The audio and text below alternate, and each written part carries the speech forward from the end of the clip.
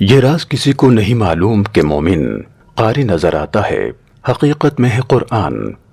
رمضان المبارک کے آخری عشرے میں جب جبرائیل امین علیہ السلام کے ہمراہ نورانی فرشتے زمین پر اتر کر چپے چپے پر چھا جاتے ہیں، ایسے ہی 27ویں شب مرکز لارس روڈ لاہور میں قرآن مجید سے اہل ایمان کی والہانہ محبت کے دلکش منظر نظر آئے۔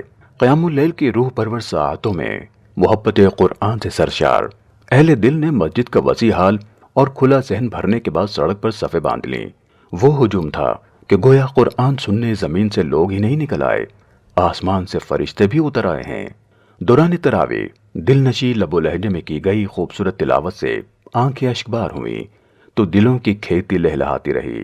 اللہ الذی لا الہ الا هو الملک هو الله الذي لا إله إلا هو الملك القدوس السلام المؤمن المهيمن العزيز الجبار المتكبر سبحان الله عما يشركون۔ طویل قیام اور لمبے سجدوں کے باوجود عوام کی والہانہ دل جمعی کے مناظر حیران کن تھے، اور اس دور کے انسان کے قرآن سے وابستگی کا بین ثبوت۔ انتظامیہ کا پرخلوص اہتمام بھی دیدنی تھا۔ قیام اللیل کے بعد مسجد اقصیٰ کے مظلوم نمازیوں کے لیے دعا کی گئی۔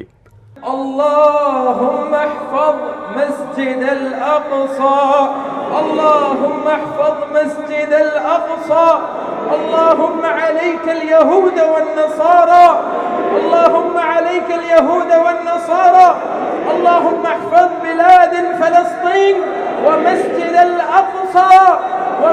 الأقصى اللهم احفظ مسجد الأقصى من اليهود والنصارى اللهم عليك اليهود والنصارى اللهم احفظ بلاد المسلمين اللهم احفظ بلادنا وبلاد الباکستان۔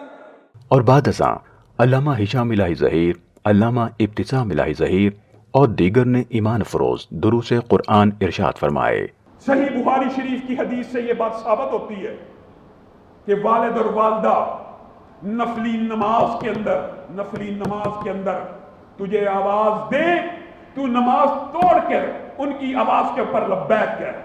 قیامت کے دن گناہگاروں کو اللہ تبارک و تعالی جہاں جہنم کے دہکتے ہوئے انگاروں میں ڈالیں گے، وہیں پر اللہ تبارک و تعالی مغفرت کی طلب کرنے والوں کو، توبہ کی خاص گاروں کو انشاءاللہ اپنے فضل و کرم سے جنت میں داخل فرما دیں گے۔ اللہ تبارک و تعالی ہم سب کو اپنی بارگاہ میں آ کے توبہ استغفار کرنے کی توفیق عطا فرما دے۔